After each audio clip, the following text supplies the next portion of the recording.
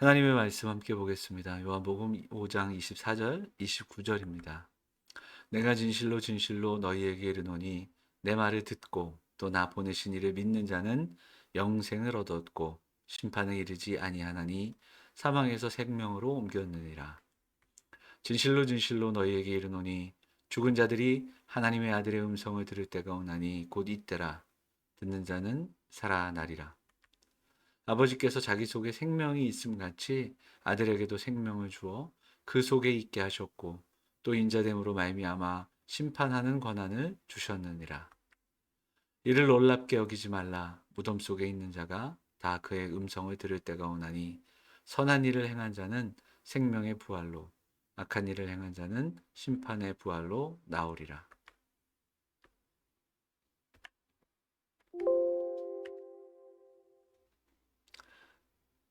성도 여러분 안녕하십니까? 아, 요한복음 5장 말씀을 함께 나눠 보도록 하죠. 요한복음 5장에는 베데스다 연못에서 일어난 38년 된 병자를 고치시는 사건이 나옵니다. 그리고 단순히 병자를 고치신 이야기가 있는 게 아니라 그 속에는 참 많은 이야기들이 담겨 있습니다. 어제 토요 새벽 기도회 때는 예수님이 안식일에 병자를 고치셨다는 것을 가지고 핍박하고 논쟁했던 안식일의 논쟁이 잠시 나왔고요.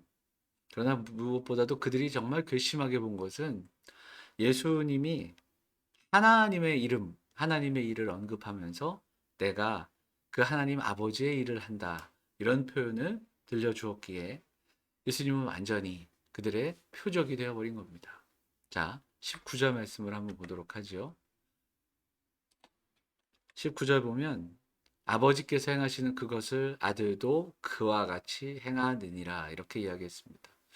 어제 잠시 말씀드렸지만 안식일에 아무것도 하지 않았던 유대인들의 그 모습이 있었습니다. 하지만 그리고 금지 사항을 만들어 놨던 유대인들의 모습. 근데 유대인 랍비들이 가만히 보니까 안식일에도 아이는 태어나고 사람은 죽더라는 거죠. 그러면서 그들은 두 가지를 이야기했습니다. 하나님은 생명을 주시는 일과 심판하시는 일, 이 두 가지는 쉬지 않으신다. 예수님은 38년 된 병자를 고치시고 하나님이 쉬지 않으시니 나도 그 생명을 살리는 일을 한다. 이렇게 이야기했습니다. 그리고 아버지께서 행하시는 그것을 아들도 그와 같이 행한다. 아버지의 일이기에 순종하며 함께 하는 것이다. 이렇게 이야기하고 있습니다. 사람들은 놀랄 수밖에 없는 거죠.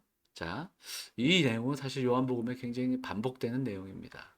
1장 보면 본래 하나님을 본 사람이 없을 때 아버지 품속에 있는 독생하신 하나님이 나타내셨느니라. 요한이 예수님을 증거하면서 이렇게 이야기했습니다. 예수님은 어떻게 또 말씀하셨습니까? 나를 본 자는 아버지를 보았다. 이렇게 이야기하고 있습니다. 예수님은 그 이야기를 선포하셨어요. 그리고 사람들에게 미움을 받고 그리고 박해를 받으시는 겁니다. 잠시 한번 생각해 보면 예수님이 하나님의 아들이시고 그 놀라운 일들을 감당하신 것처럼 오늘을 살아가는 우리도 마찬가지라는 생각을 해보게 됩니다.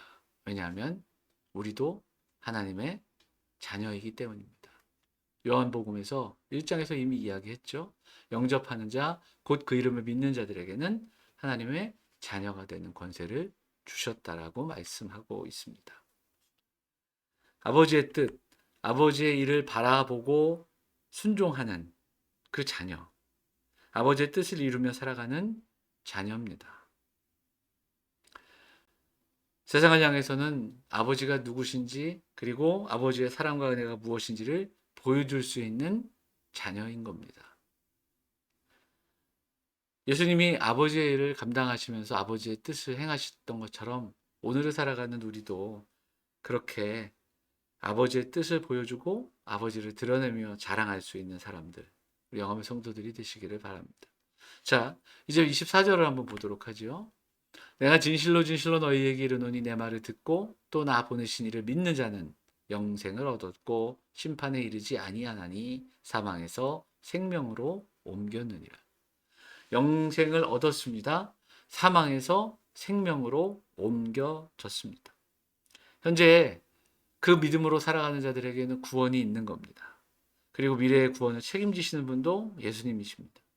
그 예수님을 믿어야 한다는 것을 강조한 것. 그래서 예수님은 이 말씀을 듣는 자들에게, 요한은 그 예수님에 대한 믿음을 강조하고 있습니다. 그리고 그 놀라운 권세를 가지신 하나님의 아들이라면 그럼 우리가 어떻게 해야 되겠는가? 이렇게 오히려 묻고 있는 겁니다. 자, 한번 23절 한번 읽어보겠습니다. 이는 모든 사람으로 아버지를 공경하는 것 같이 아들을 공경하게 하려 하심이라. 아들을 공경하지 아니하는 자는 그를 보내신 아버지도 공경하지 아니하느니라. 결국 성도들에게 요한은 이 이야기들을 전하면서 예수님을 공경해야 한다. 그 아들을 공경해야 한다. 이렇게 말씀하고 있는 겁니다. 여기에서요, 공경이라는 것을 찾아보니까 경외와 같은 의미입니다.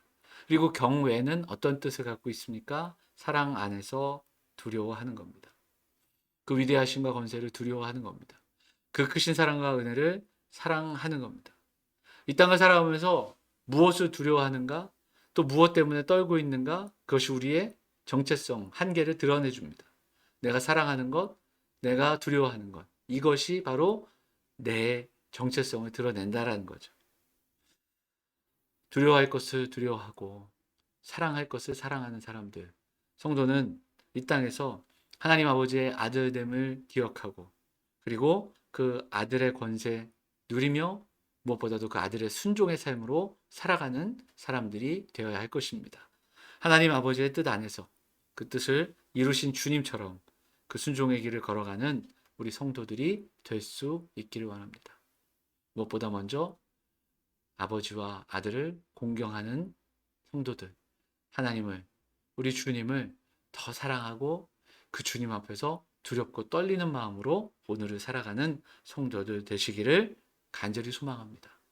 생명의 주, 심판의 주가 되시는 예수 그리스도, 그분을 믿으며 그분을 경외하며 살아가는 세상에서 얻는 수많은 것들과도 바꿀 수 없는 바로 그 주님의 은혜와 사랑을 기억하면서 주님을 오늘도 경외하고 사랑하고 떨고 두려워할 수 있는 그 주님 앞에서 조금 더 거룩한 모습으로 경건한 모습으로 살아갈 수 있는 그 주님을 예배하는 우리 사랑하는 성도들, 우리 영험의 가족들 다 되시기를 주의 이름으로 축원을 드립니다. 기도하겠습니다. 사랑과 은혜가 풍성하신 하나님, 오늘도 예배하며 또 하나님 앞에 머리 숙여 기도할 수 있도록 인도하시니 감사드립니다. 하나님, 하나님을 두려워하고 하나님을 사랑하며 하나님만을 경외하는 그리스도의 십자가를 기억하고 그 십자가를 사랑하는 성도들 될 수 있도록 인도하여 주옵소서. 자녀된 권세를 누리며 살아가게 하시고 자녀된 그 책임을 마다하지 않으며 자녀로서 아버지를 드러내며 순종하며 살아가는 성도들 다 될 수 있도록 인도하여 주옵소서. 한 주간의 삶을 맡깁니다. 우리 성도들 지켜주시고 강건케 하여 주시고 이 한 주도 주와 동행하는 이 한 주가 될 수 있도록 인도하여 주옵소서. 이 모든 말씀 우리를 관하신 예수 그리스도의 이름으로 감사하며 기도하옵나이다. 아멘. 성도 여러분 고맙습니다. 한 주도 강건하게 그리고 건강한 모습으로 지내시기를 기도하겠습니다. 감사합니다.